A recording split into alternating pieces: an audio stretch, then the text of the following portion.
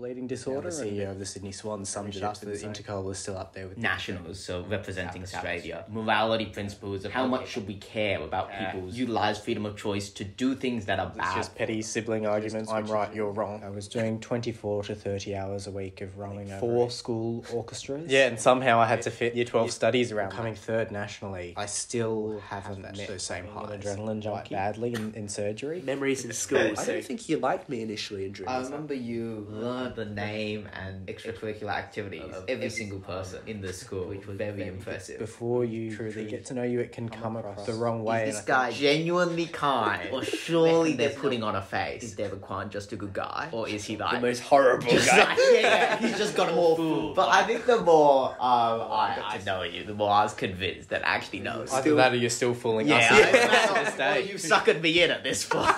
The school captain position is a tough one. It's a good one. Banging your head against a brick wall.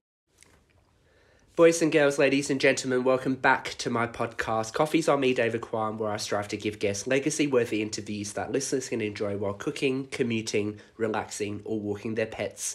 We're almost approaching Christmas, and this is a very special episode recorded in Cambridge.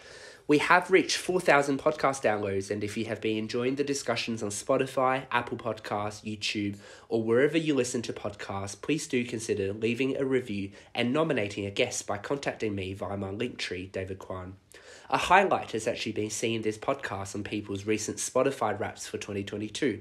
I cannot thank the guests enough for their courage and insights. This is a very, a very special episode, firstly because I have not one but 2 guests, and secondly, because of who they are. They are visiting from Adelaide, Australia. They grew up with me in my high school years, and we went to the same school, and we are friends, and their talents and characters I have always respected. I feel quite emotional actually having them in Cambridge, and it's wonderful showing them around this beautiful city. So, Indran Mukherjee is the first guest. Indran is a final year medical student at Monash University, Melbourne, Australia. He is surgically inclined with specific interests in general surgery and obstetrics and gynecology. He was previously school captain at St. Peter's College, Adelaide, and has interests in music and sport. Indran was the rowing coxswain for the South Australian Open Men's 8 and is passionate about Australian rules football and cricket. He continues to play trombone for his medical school's orchestra. More recently, Indran has been actively involved in the Australasian Student Surgical Association and is organising the logistics of their 2023 conference in Adelaide. Then we've Shiva Mukherjee, and they are brothers, by the way. Shiva is a 20-year-old university student who has recently completed the second year of his 6-year-long medical degree at Adelaide University. Outside his studies, Shiva is a member of the Australian Army Reserves and a debating coach for schools and the state and national school team. Shiva has represented Australia in debating at both school and university level. In the spare time, he has left in his spare time, Shiva likes reading, running, and rock climbing. Shiva went to the same school in Adelaide as David Kwan, which is how they know each other and why he's currently recording an episode of Coffee's on Me, David Kwan. Well, the Mukherjee brothers, it's great to have you at Cambridge. Congratulations on surviving another year of medical studies, and welcome to my podcast, Coffee's on Me, David Kwan. Yeah, thanks. Thanks, David. Thanks for having us. So what's the main difference between you two? I think in many regards we're quite similar. I think over the years the 2-year age gap between us has shrunk, and in many ways our interests are quite similar, both inside and outside of university study. Indran's probably more of an organiser, both at school but even on holiday. I'm quite happy to sit back, follow his direction, and he sort of plans out, we'll go to Cambridge here, we'll go see this then, or that. So that's probably one of the big things I noticed, that I'm quite happy to take his lead on that sort of stuff. I mean, both of you guys are obviously incredibly talented and having achieved so much, and I've really, admired all the different involvements and the degree with which you guys have, devoted towards whatever you're doing. And we all went through Positive Education, which is a strength-focused lens. So why don't you tell me each other's signature character strength? So what is the other person good at? Indran, you want to start? Yeah. Look, I think the thing I probably most respect about Shiva is that when he decides to put his mind to something, he delves fully into it, and there's not a lot that he can't achieve. So I think that perseverance really is admirable, and I think it's shown by his academic achievement and his achievement through debating over the years. You've constantly been under his shadow. Yes, as I'm constantly reminded. Yeah, I'd say leadership, definitely, for Indran. Like, I think he's quite a natural leader and plays in that space a lot. Like at school and seems at university and with his work recently in organising that surgical conference. So I think that's probably he's the biggest one that stands out to me for him. Well, two of the things that you guys have both done very well is debating and rowing. And I was wondering, is that just a coincidence that both of you guys have been highly involved in those areas, or did you have a similar kind of beginning of when those things started? I did them because Indran did them. So I picked up debating in year 7 and I picked up rowing in year 7 because my older brother did them, so I figured I should probably give them a shot. Right. And so that's probably why we ended up doing the same stuff there.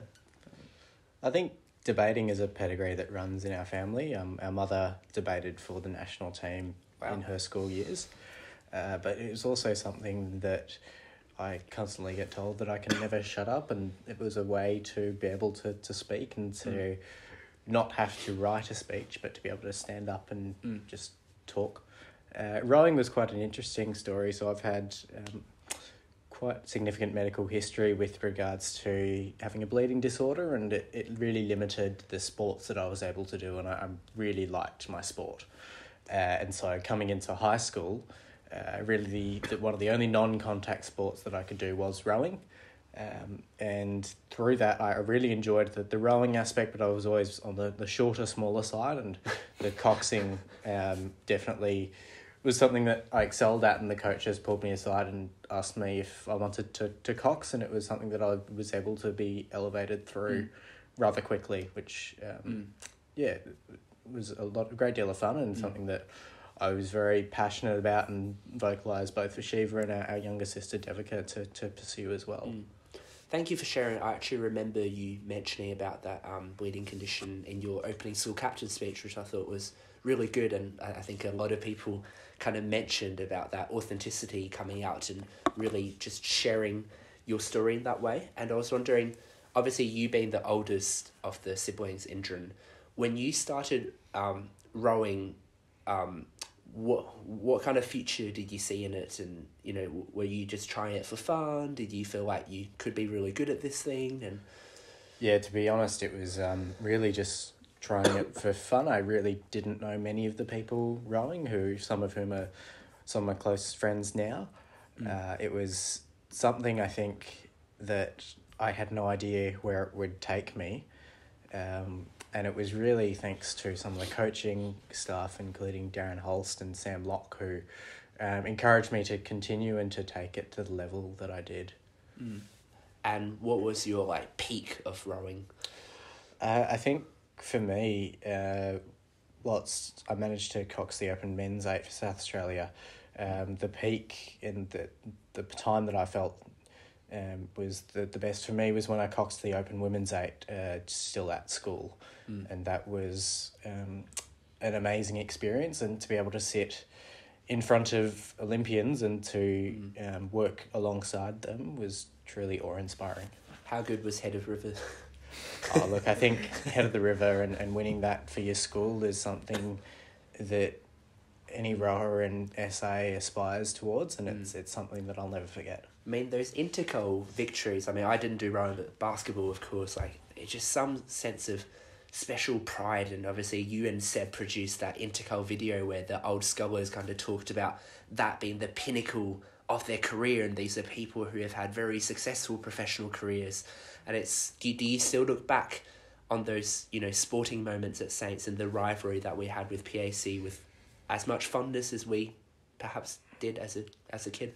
100%. I think, in that video, Tom Harley, who was captain of the Geelong Football Club and won 2 premierships and is now the CEO of the Sydney Swans, summed it up in saying that even though he's won those premierships, the Intercal was still up there with the greatest games he's ever played. Mm-hmm. And so, the debating and the rowing, for me, the camaraderie that you build through there and just the feeling is still rings true to this day. And obviously some people say, oh, it's just another game, or shouldn't take it that seriously, but I think there is something quite special about treating it with the seriousness that we all treated it. And when all your mates and all your community are there to watch you, and I think it's very special, and it's so such a magnificent part of our schooling. And Shiva, debating Intercal had a slightly different vibe. I'd say it has a lot of the same benefits, in the sense that it's probably the best debates I've ever done in terms of the environment they had you in, just because you've got everyone there, you've got a huge crowd, and you've got a huge crowd who and who are... Shame that they don't do Intercal chants during the speeches. Especially doing the opposition speeches. I think it's the only time I've seen a lot of school students voluntarily come to a debate. And it's just something really cool about being able to give a really strong argument or rebuttal to the opposition, and just looking at all your mates in the crowd. Oh, yeah, he rocked that.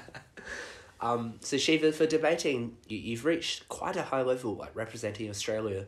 What would you say was the peak of your debating kind of career so far?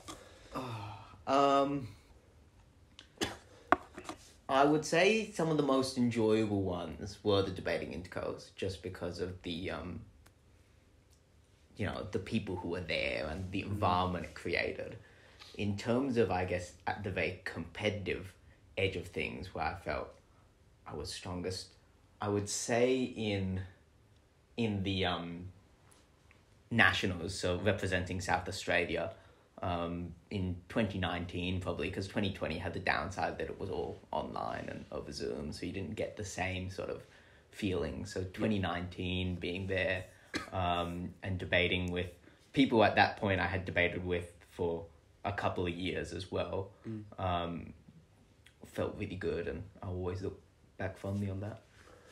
I'd love to get to some of the memories that we've had together during school, but before then, let's zone in on debating a little bit, and let's try and maybe co-create some of the best lessons and practices and advice that you've accumulated over the years. So maybe I'll start with if I'm someone in high school, maybe just starting middle school, year 7, and I look up to these school captains such as yourself, Indran, who had obviously excelled in the public speaking and critical thinking, and how would you recommend them to start learning about debating? I think it's important, whatever you do in life, to just give things a go. I think it's something that you don't always know where it will take you, but taking that first step can be hard, but it's something that is really quite rewarding in the right space. And so I'd say go give it a try. A lot of schools will have debating societies and are quite welcoming to having a student come along and try it out, or go to a debate, go watch a debate that one of your friends is in and get an idea of what it's about. But I think, find some friends and go give it a go. What do you think, Shiva? Yeah, I'd agree. I'd say there's little substitute for giving it a shot when it comes to debating, and when it comes to most things as well. And I'd say keep in mind that you don't have to feel like you're naturally drawn to the public speaking or even to arguing if you want to give debating a shot. I find I don't necessarily much enjoy arguments outside of debates. but I really enjoy within the debate being able to have that argument and, you know, having the sort of logic that flows behind a case and seeing the logic in the oppositions and taking those down, and the very sort of structured approach to the debates and disagreements that isn't present in normal arguments. So I'd say give it a shot and don't feel constrained by what you think you do or don't have coming into it. So just, you know. Did you guys have any like challenges with learning debating for the first like couple years? Was there any like very steep learning curves or any anecdotes of maybe failures that, you know, in retrospect you laugh at, but at that point it's like, oh my god, this is devastating, like I got roasted.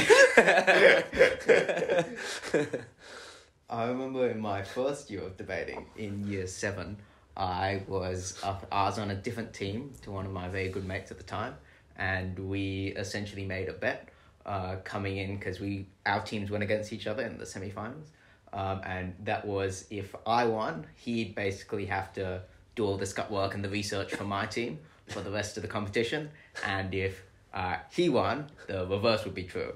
And so it was a very big debate for me. I put myself up, I was really excited going into it, and then we lost. And so I'll always remember that one as a particular highlight in my sort of debating start.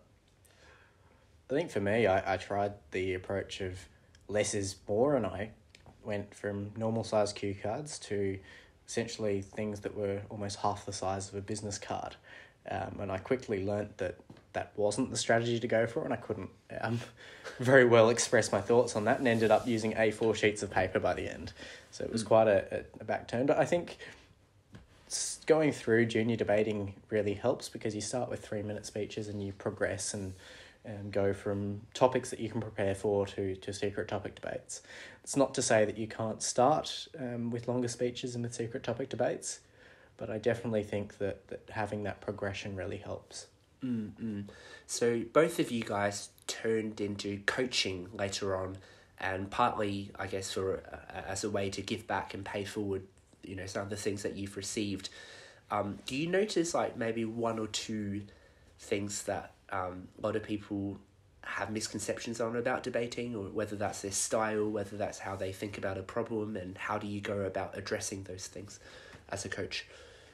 I've probably, as a coach, really liked talking about principles with people because... Ray Dalio's principles, like that kind of idea, overarching... Yeah, the idea of like moral arguments within a debate, because they're often underutilized and misunderstood, because it's really easy to see the role of the practical arguments in a debate and how they fit into something, right? So questions in, say, a ban debate, if you're talking about whether we should ban smoking, on how effective is this going to be at reducing the number of people who smoke? How effective is this going to be at suppressing the creation of stuff like a black market? It's really intuitive for a lot of those as to how do these fit into the debate, how do these help me win? But then what becomes more interesting and what tends to be less used, less understood, is those sort of morality principles of, okay, but how much should we care about people's ability to utilize freedom of choice to do things that are bad for them, right? So if someone makes a choice to smoke, knowing full well that it has health consequences for them, is that a choice that should be within their purview to make? Or is it the role of someone bigger, like the government in this case, to step in and stop you making it because it is objectively the wrong decision for your health? And so talking people through how we can use those sorts of arguments to improve our debating, but also to improve the way we sort of understand problems, I think is a space that I find quite interesting and I've enjoyed coaching people on. Interesting. I think for me, I didn't have the same level of understanding of how to debate and the principles behind debating as Shiva did. You just screamed. Does. Yeah, I pretty much got up and worked out what the opposition said that was wrong and went with that. But I think the thing for me was to encourage people not to go down a route that I went down at one stage, which was focusing on these tiny nitpicky little things that the opposition had brought up, and to take a step back and actually listen to what they're saying and to work out how that fits in the world that they're trying to propose. And really not getting caught up on the little things and trying to take down the argument as a whole as opposed to just the tiny examples that they use. All siblings argue, and I just can't imagine as for the two prolific debaters at home. When you guys argue, did you feel like, having done so much debating, that you start to turn into some kind of debate-like arguments? At times, at other times it's just petty sibling arguments, which is just, I'm right, you're wrong. Who mostly wins the arguments, or does it depend on the issue? I tend to only remember the arguments I win, so I'd like to say myself. Okay, well, that's really interesting with debating, and I guess building on what you said, Shiva, about, walking someone through that thinking process, you would also be reconsidering a lot of the positions that you take. And I think one of the special things about debating is that sometimes you have to argue things that you perhaps don't believe in. Yes. So in those kind of situations, do you feel like you've developed perhaps more empathy for the other perspective, or change your mind often? Yeah, I think what debating's given me is a very strong ability to take an issue and see the other side of it, in the sense that you have to be able to do that through debating. And I think it is really helpful when you've got a disagreement with someone to sort of stop and think, okay, if I was making the argument for their side of the issue, how would I do it? And that does two things. It does, I guess, like, the selfish part is, if you understand someone's argument better, you are better able to disagree with it.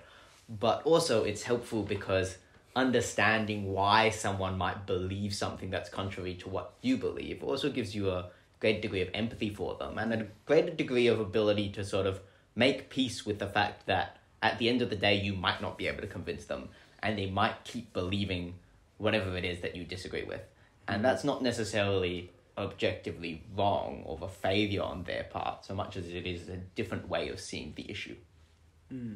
What do you think, Indra? Yeah, I tend to agree with what Shiva's saying, is that you can really understand where they're coming from and either use that to your advantage or use that to take a step back and be able to work out if what they're saying has significant merit, because I think there's not a lot of people that come up with a stance that has no merit. And it's important to take that step back and to look at both sides of the argument and be able to do that, as opposed to getting your blinders on and going down the route that you're thinking.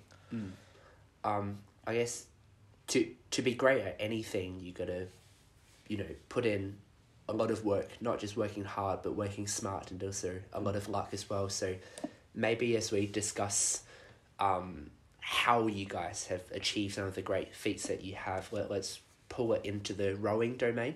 So why don't you start, Indran, by sharing kind of how busy your schedule actually was in school. Like, you had one of the longest blazers. So for context at Saints, if you are in the kind of like top sports team or top ensemble, you get recognised with so-called symbols or colours, and you can put like rowing and then the year on your blazer, or like senior concert band, and Indran had about 15 lines.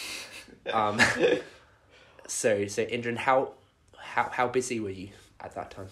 Yeah, I think it shocks me at times how busy I was outside of the normal school day, which for us was 8:30 to 3:30. I was doing when taking into account travel, I was doing 24 to 30 hours a week of rowing over 8 sessions.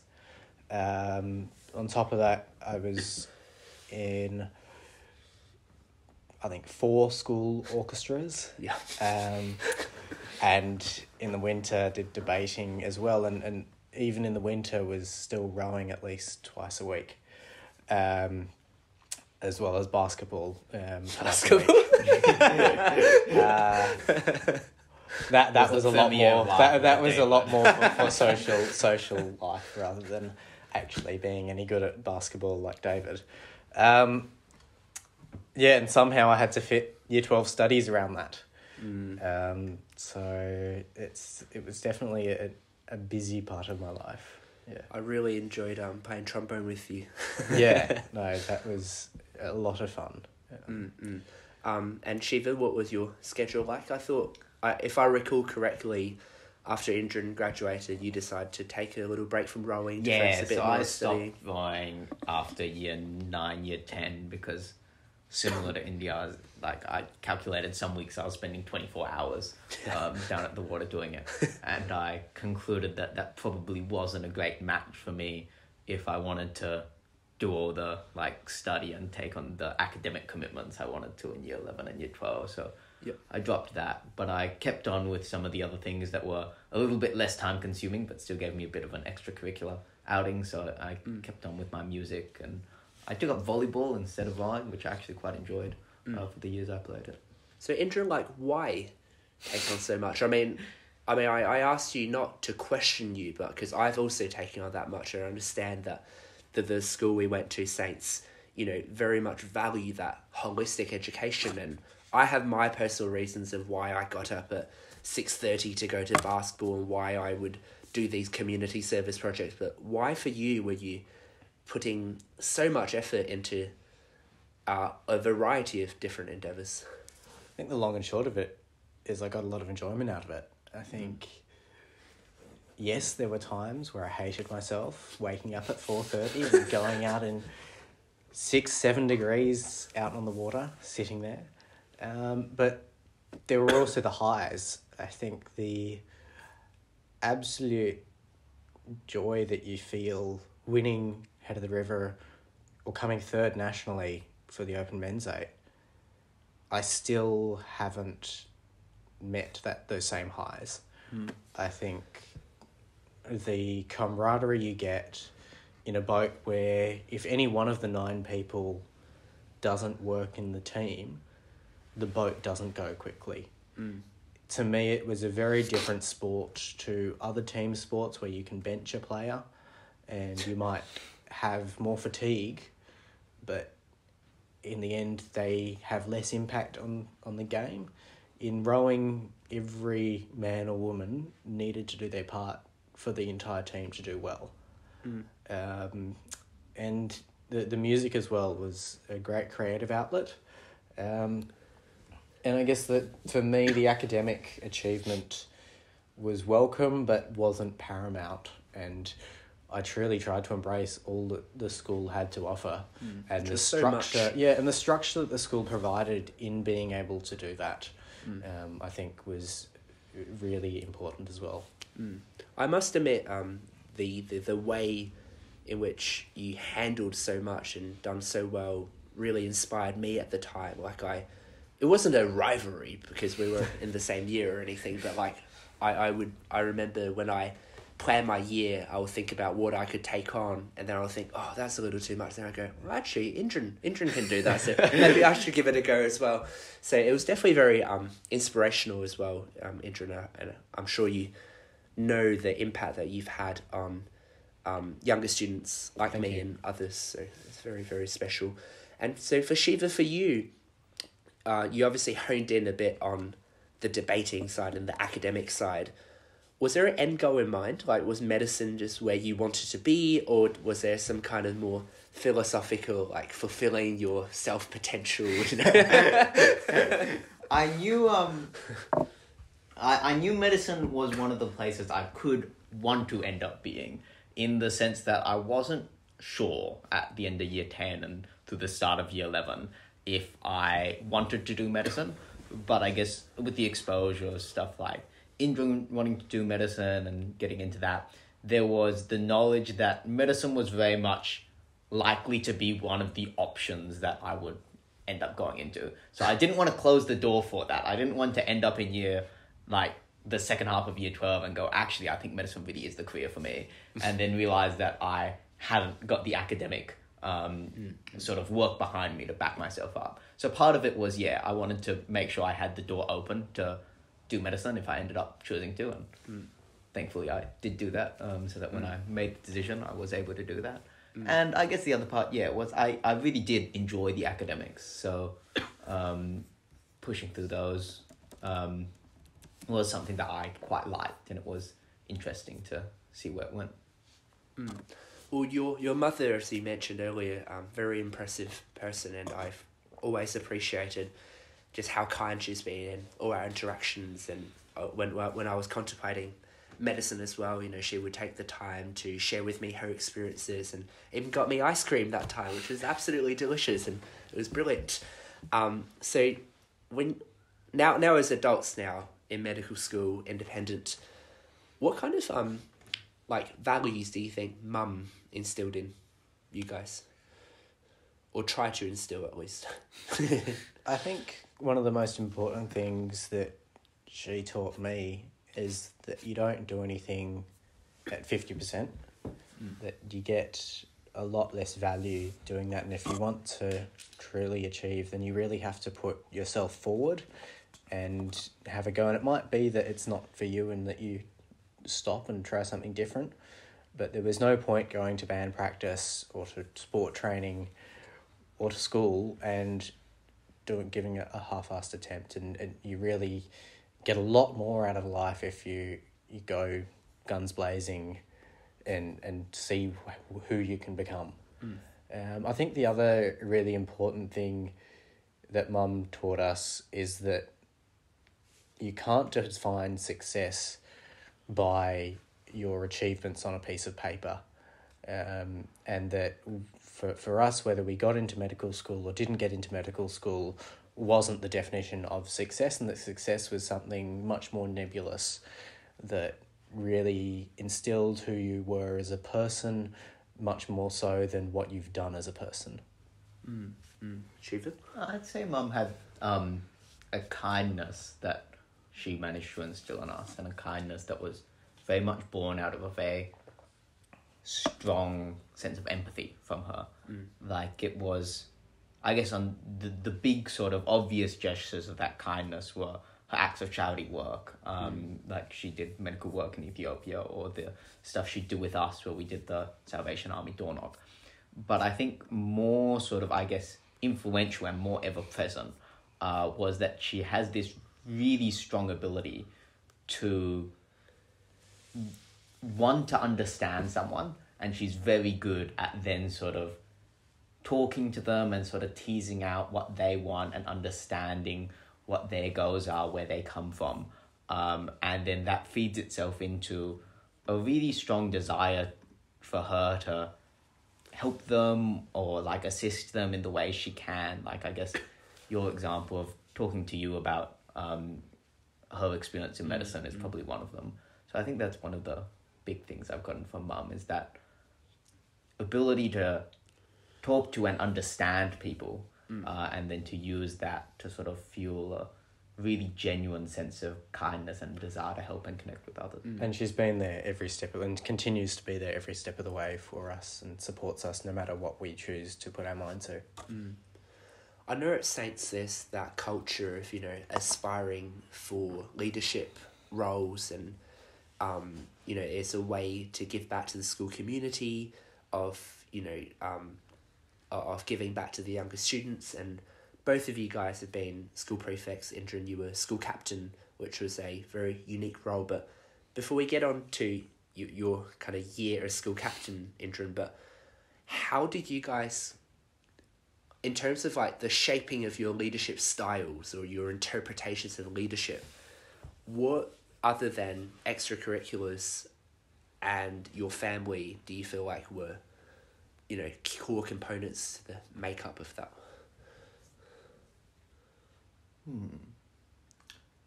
Well, I guess debating would be quite a big part for me, in that I was often at school and then later at sort of higher levels a leader within that space and within the team, and that cultivated quite a leadership of small groups, right? Because you're working with 3 to 5 people in what is quite often, because you've got these secret topic preps where you've got an hour to prepare your case before you're out there speaking against the other side. So it's quite a stress-filled and often quite a conflict-filled environment.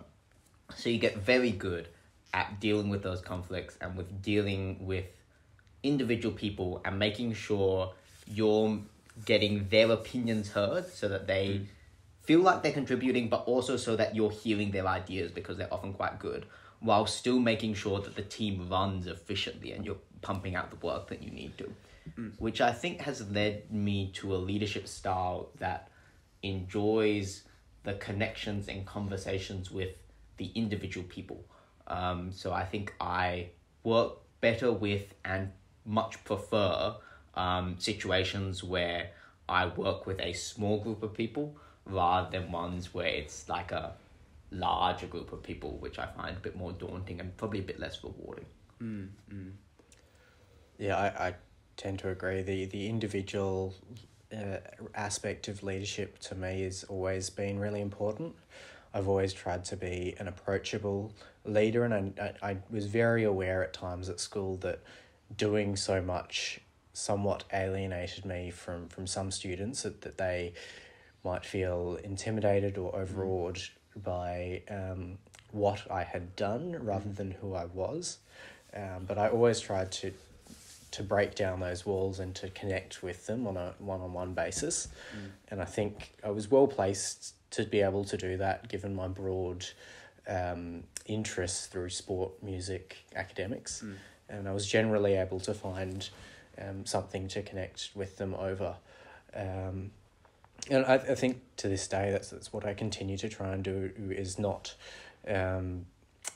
it's so much be a leader in the sense of leading big groups, but rather just try and be someone that people can approach and feel comfortable in seeking advice from. How has that transferred in the medical domain? Like, do you feel like in medical school, that kind of community, and Indran, you did a year in a rural setting at Bendigo, do you feel like that the pastoral care elements that we got from Saints are translated well? Yeah, I think so. I think I've not held many formal leadership roles at medical school. I know there's a lot of people that really enjoy doing that, but I much prefer to be a leader in the sense of just someone that younger students can approach and ask advice for with regards to placement opportunities or academics. And I think Bendigo and Swan Hill offered those opportunities in a smaller group. And yeah, so I think it has translated very well. You've always expressed an interest in surgery. Any particular reason? I think part of it is me being an adrenaline junkie.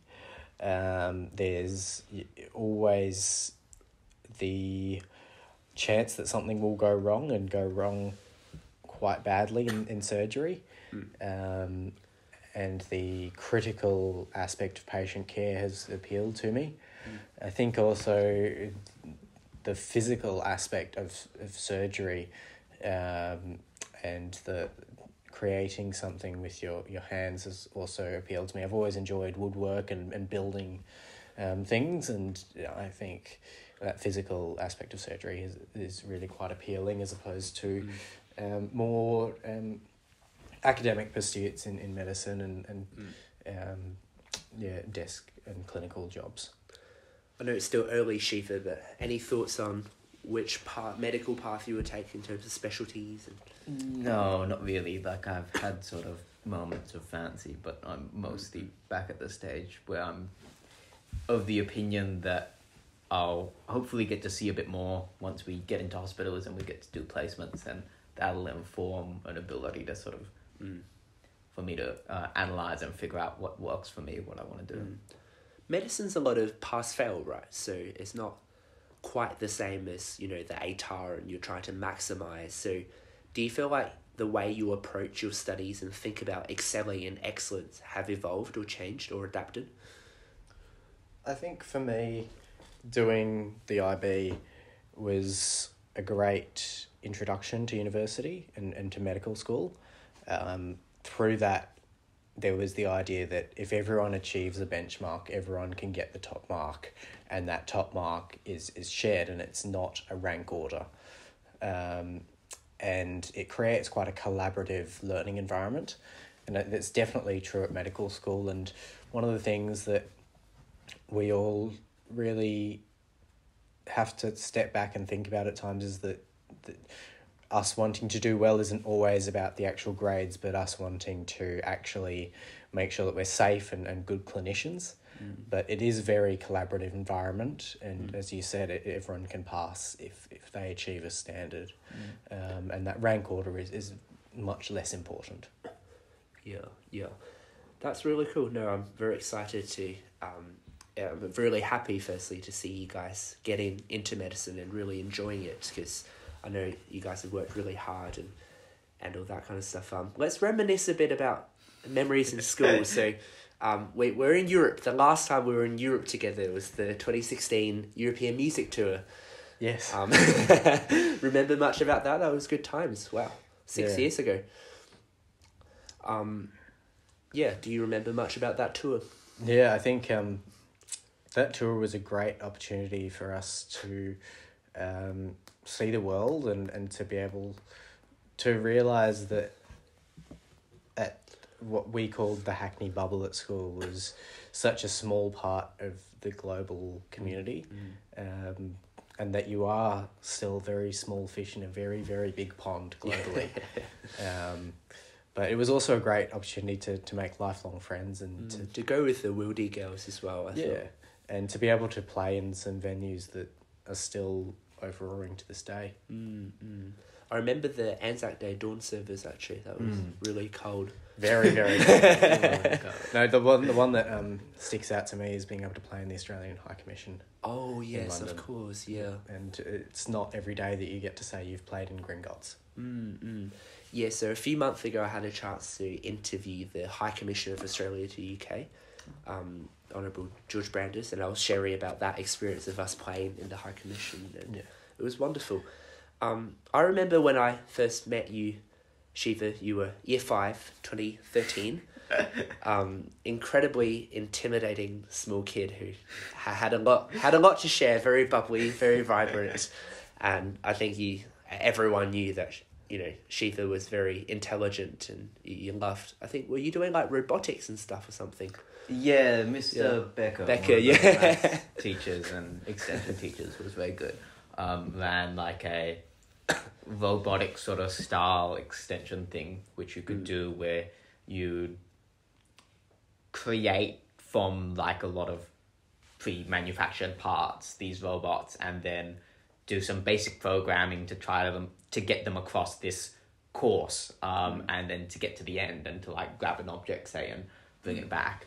And I remember I quite liked that. The sort of Were we in the prep concert band together?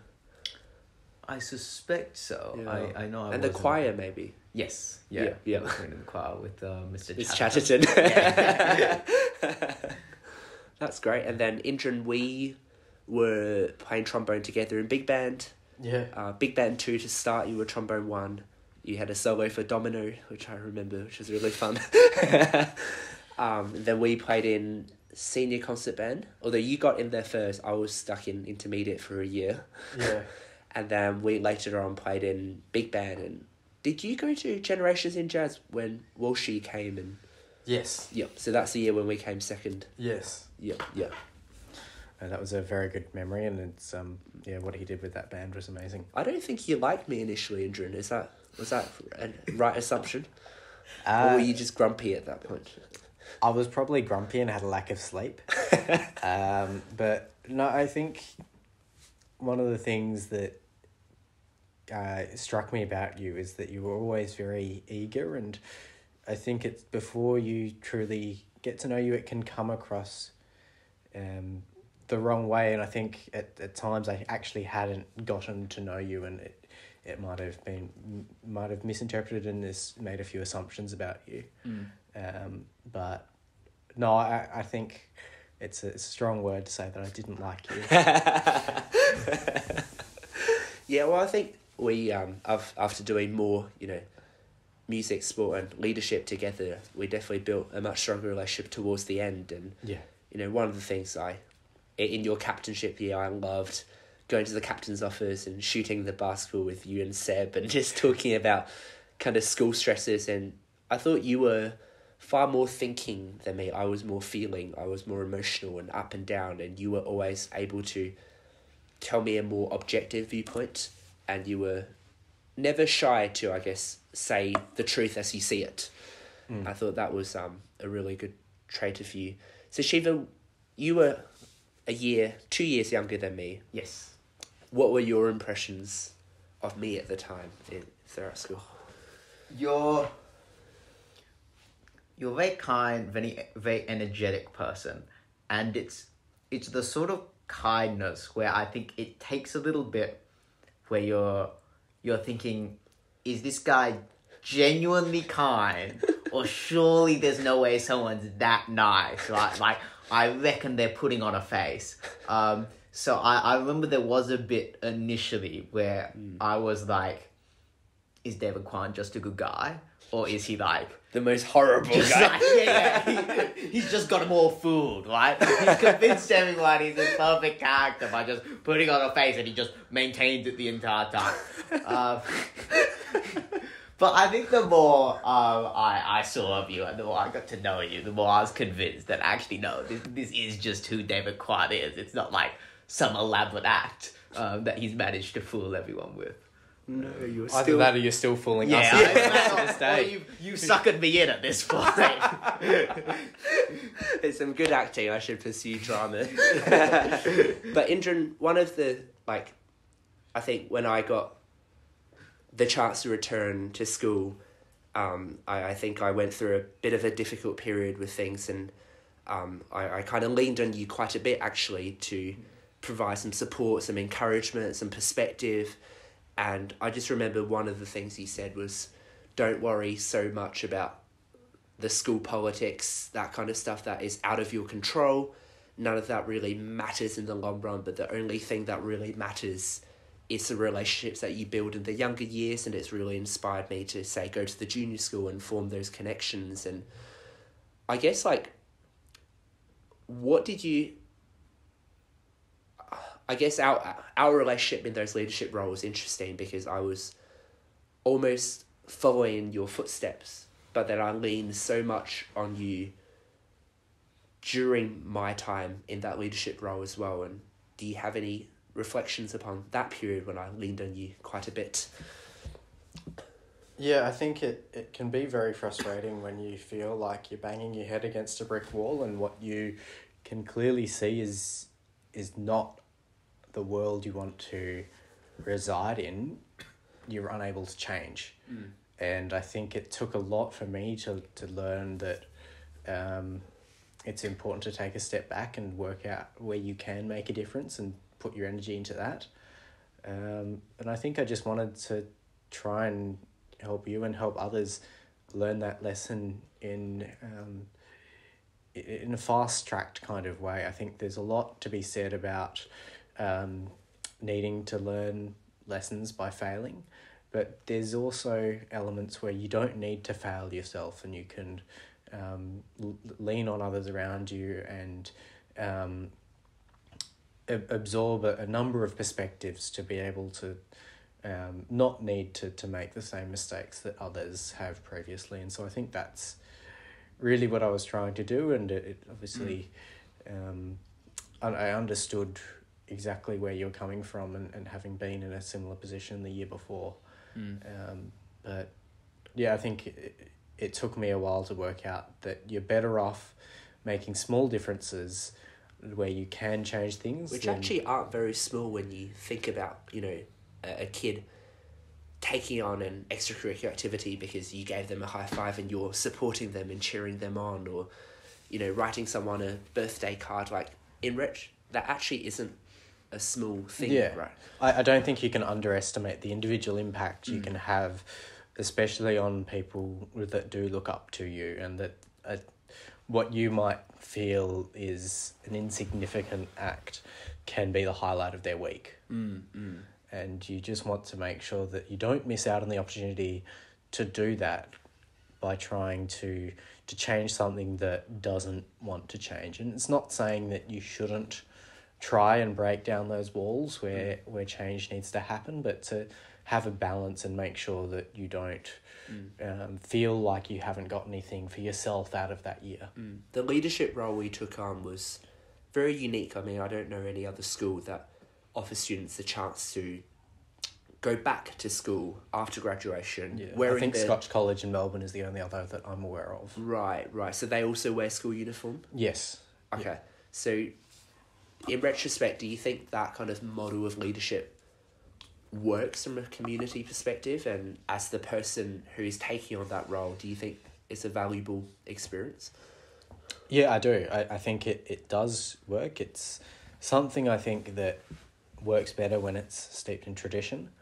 But I think if you get the right people for the job, and I definitely think you were the right person, David, it's very valuable to have that time to be able to connect with students whom in your year 12 where you're studying for your exams, you don't have that opportunity, and it allows you to fill a role that is unique.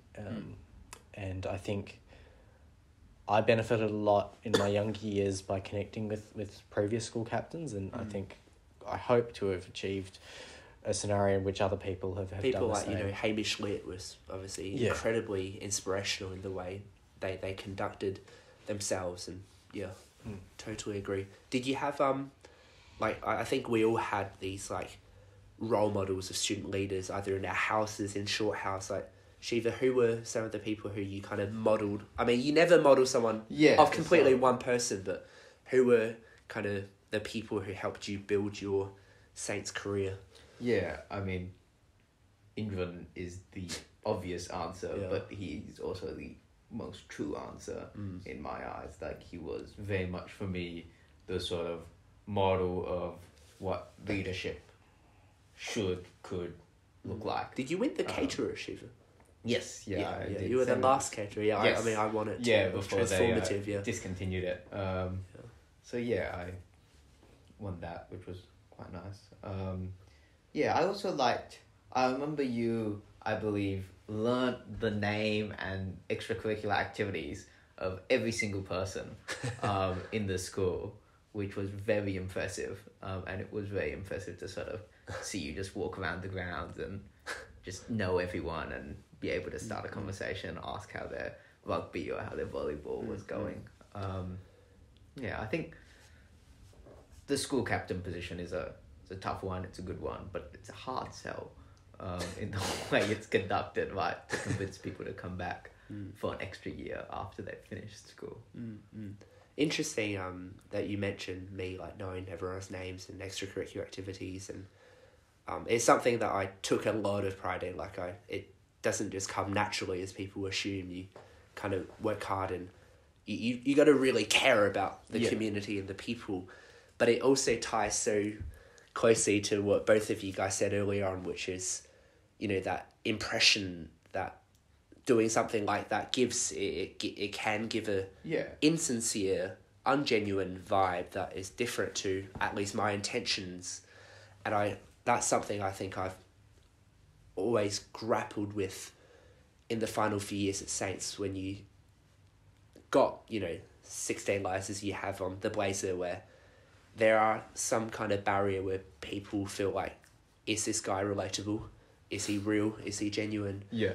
And I think at Cambridge as well, where Aussies, we are already more energetic and more enthusiastic. So me coming here was a massive contrast. And I guess some people also say the same here at Cambridge. And it's really interesting to hear both of you guys have that perspective. And it's fascinating. I guess to end then,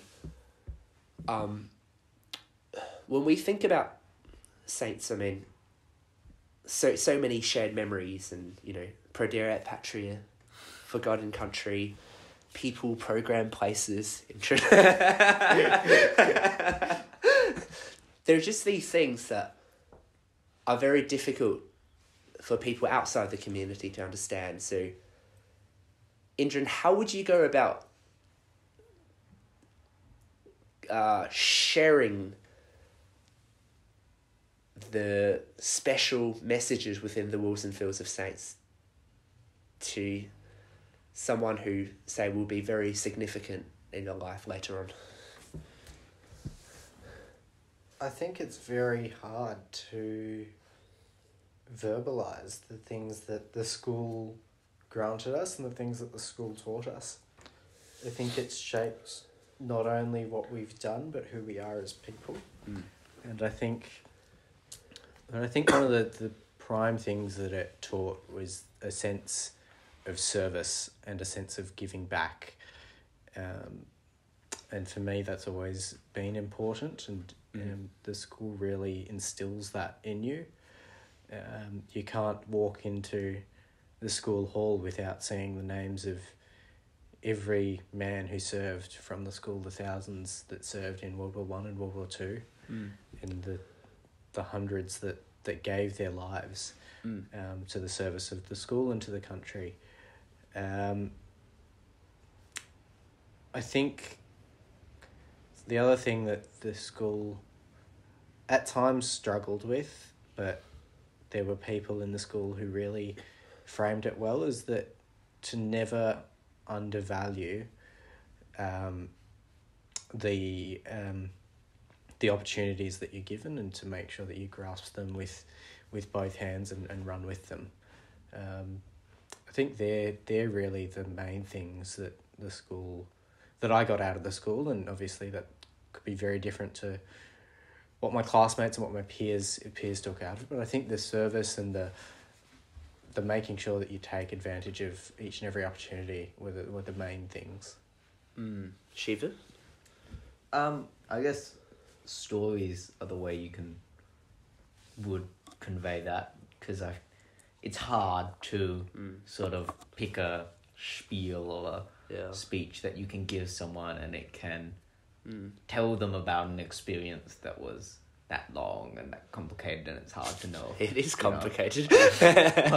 What you've told them is now what they're imagining. So I guess it's the sort of thing that comes out over time as, you share the stories of what it was like, or they meet the other people who you went to school with and they hear those stories, and that sort of builds up a picture for someone that you can't really do by just sort of trying to figure out a 2-minute advertisement that has the right words in it to sell the image. Truth, respect, service. Oh yeah, that comes pretty close. It's a very unique school education, and I think everyone is wired to try and relate to people with regards to their own experiences, and it's very hard then to convey the deep gratification and the deep loyalty you had to your school for people who maybe didn't have that at school. And it's been a recurring theme, I think, at a university where there's in a different state to the school, that it's very hard to convey that. Absolutely. Well, very, very well put. And I think I totally agree with you, Indran, about the sense of service and the constant reminder about those who have paid the ultimate prize, and those other old scholars who have become distinguished in their field and have achieved so much across so many domains, from politics to science to media. And also, Shiva, what you said about not putting perhaps the pressure of being able to really share that, because it's a part of who we are, and it kind of it comes out bit by bit. I guess to add on that, I would add maybe 2 things that in addition to what you guys have said, is I think number 1, just about the importance of relationships, doing things collaboratively, the relationships that you have with your teachers. By the end, you really feel like you're working towards this goal, whether that's academic, whether that's in sport, it's your personal development, your character. There's always people who you can lean to due to the pastoral care support. You got a mentor, you've got a head of house, there are other teachers who you just have built great relationships with. And then it's a relationship with your peers as well, that you have that shared goal of an interco or whatever it is, and there's that sense of camaraderie, as you said, Indran. But also inter-year level relationships. Like, as we said, we all had these role models who they weren't just figures that you see on stage, but you actually knew them, right? Like they were coaches, they were walking around the schoolyard smiling at you, asking about your day and kicking a football with you. And, you know, I had like Hamish Litt, you know, go on the year 10 camp with me to spend 21 days with the school captain that you absolutely admired. You know, it was incredible. And I think the other thing I got away from Saints, and that's also building on what you guys said earlier about, you know, the impressions about me were initially, oh, you know, is this guy to be true? Is it really true? It's just like trusting that over time, what sustains is values and principles. Like, misunderstandings are going to happen and you are going to make mistakes. Like, I like to think I took kindness very seriously, but there were moments when I was grumpy as well. There were moments when perhaps I wasn't very nice, but you just got to trust that in the long run, if you truly value the things like kindness, gratitude, resilience, sense of giving, that it's worth it for its own sake. You don't need other people's recognition, or you don't need achievement to be shown on paper, as Mum shared with you, Indran. So I think, yeah, I just look back to Saints with the utmost gratitude, and wasn't always happy. I mean, I think there were times when I wish some decisions were a bit different. I think we all know what. But equally, through those tough times, I think I got even more appreciation because there were people like you, Indran, who kind of guided me and supported me in that time. And yeah, it's a bit of a paradox that when you start to appreciate that community, then you give back. Then the more you give back, the more you need to give back, because the more you receive from serving. But it was wonderful. So thank you guys for the opportunity to reminisce on a very formative time of our lives, and I'm glad to hear that we share the mutual appreciation for a community that continues to shape who we are. So you're in Europe for a month. As a final message, what are you looking forward to for this month, and what's one message, quote, or saying you wish that every educator would promote and every kid would internalize? It would be your message to the world. You can have a brief second to think about it. So what are you looking forward to for your holiday, and a bigger, more hopefully uplifting message? Holidays pretty straightforward. I'm looking forward to Christmas, because we're spending that here in England, and we're spending that with our stepbrother as well and his family, so that'll be really nice. And I'm also looking forward to the debating that I'll get to do in Madrid over New Year's. But in terms of the education quote, it's probably a bit harder. I think I will go with, at least on the spot,